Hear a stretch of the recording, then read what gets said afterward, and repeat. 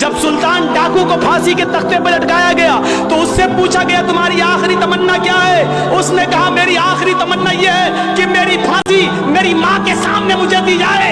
उसकी माँ को बुलाया गया, कहा तेरा बेटा तेरे आंखों के सामने मरना चाहता है। सुल्तान डाकू की माँ की आंखों में आंसू आ गए। पुलिस वालों ने पूछा आखिर माँ के सामने तुम क्यों मरना चाहते हो?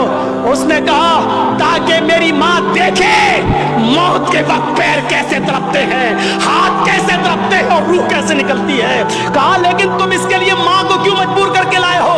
फरमाया पुलिस वालों तुम नहीं जानते हो, जब मैं 8 साल का था, 10 साल का था, मेरी माँ ने मुझसे एक अंडा मंगवाया था।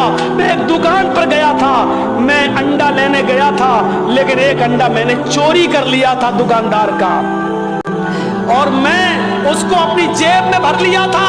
फिर मैंने उसके पैसे नहीं दिए थे, वापस आ गया। मैंने जब वो अंडा अपनी माँ को दिया और पैसे भी वापस किए, माँ ने कहा क्या हुआ अंडे वाले ने पैसे नहीं लिए? मैंने कहा नहीं, मैं अंडा चुरा लाया हूँ। तो मेरी माँ ने मुझे थपथपाया था कि बेटा हम लोग गरीब हैं, अच्छा किया तूने ये पैसा बचा लिया, किसी और काम आएगा।